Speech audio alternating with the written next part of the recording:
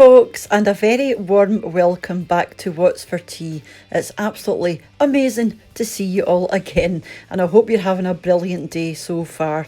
Or if you're new, a warm welcome to you also. This is What's for Tea, and my name's Cheryl. And for tea tonight, I'm going to be making this absolutely amazing beef stew and dumplings.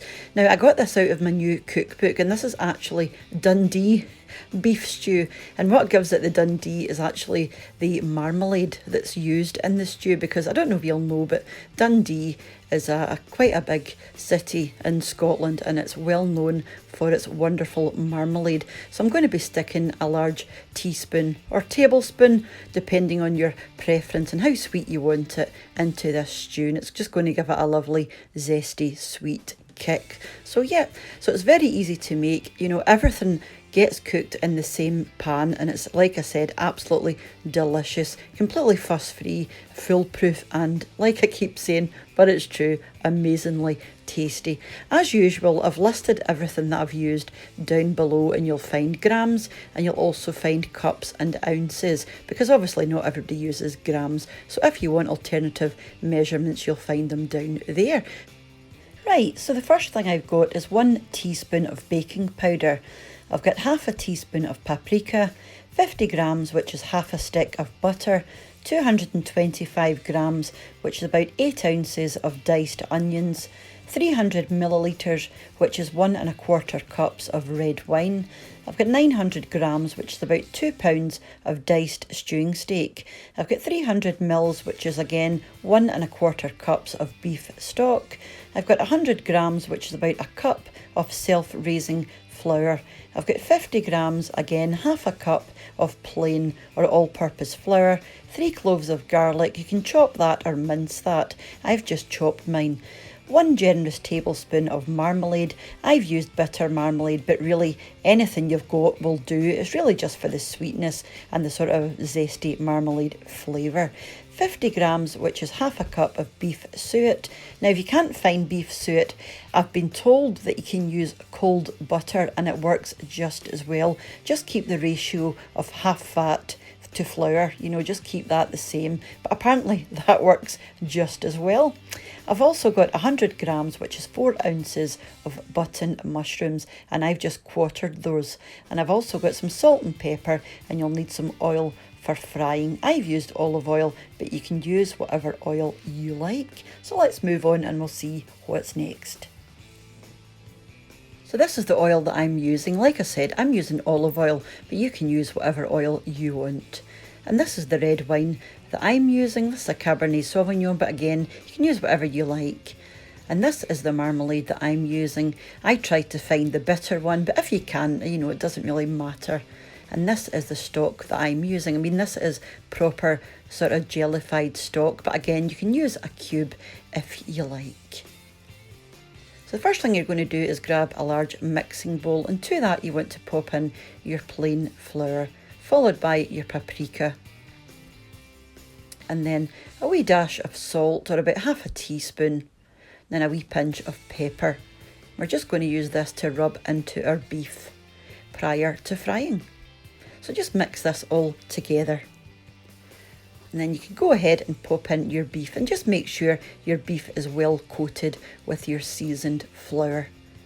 This is going to protect your beef, you know, as you're frying it, you know, at such a high heat to sear it, and also it's going to help to thicken up your gravy at the end. You might have to do this in batches if you're using a small bowl like this. So you just want it all coated on all sides. And then we're going to go and chop up our mushrooms. Now you can slice these if you like. I just quartered these. I was just going according to my cookbook. So I tried to follow this as closely as possible. I did make a couple of changes, but I tried to, you know, I do like to change things around a wee bit. But yeah, so I've just quartered these. So now you want to go over to your cooker, and quite a high heat. You want to pop your oil into your pan, and you're also going to need some sort of casserole dish as well, preferably with a lid, but if not, you can just use foil to cover the top like I'm doing. So pop your oil into the pan, like I said, in quite a high heat because we're going to sear this meat. Now you want to do it in a couple of stages because you don't want to overcrowd your pan. If you've got a very large frying pan, you won't need to do this, but mine's isn't that, it's not that big, so I done mine in 2 batches. You just want to make sure it's properly seared and browned all over and trap all of those lovely juices inside your meat. And pop it into a bowl. And then you can pop that straight into your casserole dish. Pop that to the side. We're going to go back to the pan and now do our veggies. So pop a wee knob of butter into your pan. Again, at quite a high heat. Just make sure that's properly melted and searing hot. And you can pop in your onion and your garlic. And you're just going to sauté these until they're lovely and soft. This will take a few minutes. And once it's softened and just starting to colour, you can pop that on top of your beef. Just give it a wee stir through your beef. And this is a lovely, super simple recipe, guys. I mean, it's all done in the one pan. It really doesn't get any easier and it's delicious. So you want to pop another wee bit of butter in. We're now going to do the mushrooms. So again, same high heat. Just pop your mushrooms in, and again, you just want to sauté these until they're nice and soft and just starting to colour. Again, it'll just take a few minutes.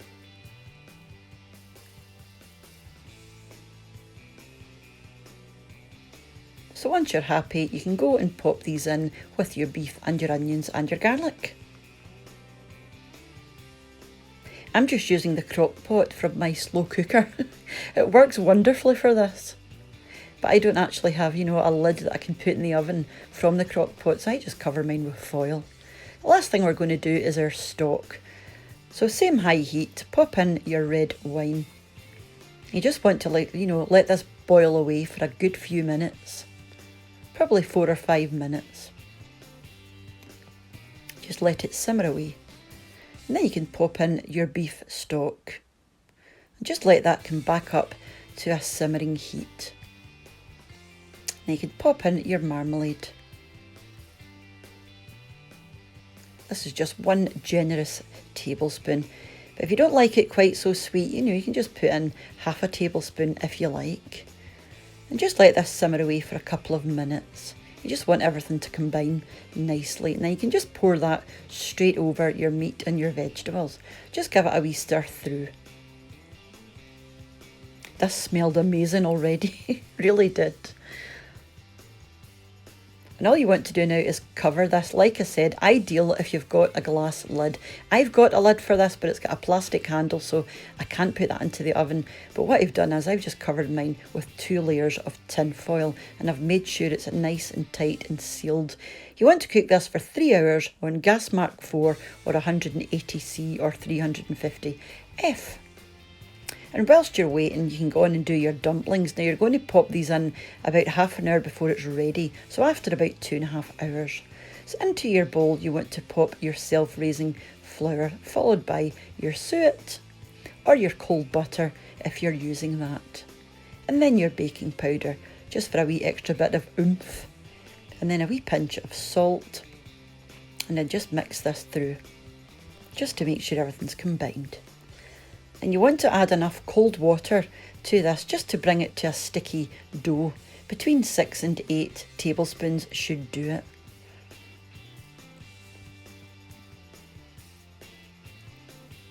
This is ideal. You don't want it so sticky that you can't get it off your hands, but you want it sticky, you don't want this dry.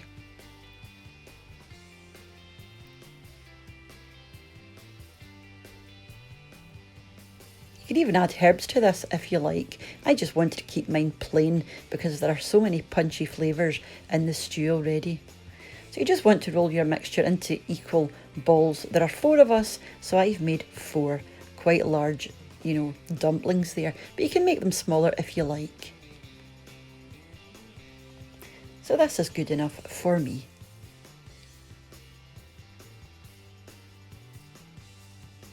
So my stew has had about 2 hours and 20 minutes by this point. So I'm going to pull it out and plop my dumplings in. I'm going to give it about another half an hour with the tin foil off. So you're just going to put this back into the oven uncovered for the remainder of the cooking time, by which point your dumplings will be lovely and golden on the top, and then you'll know it's ready. Super easy.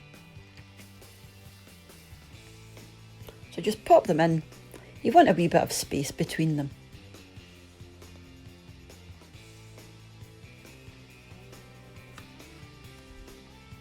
So this is ideal for me. So back into the oven for 20 minutes to half an hour. Mine's were 25 minutes in the oven, and it'll come out looking like this. And it was amazing. Smelled absolutely incredible.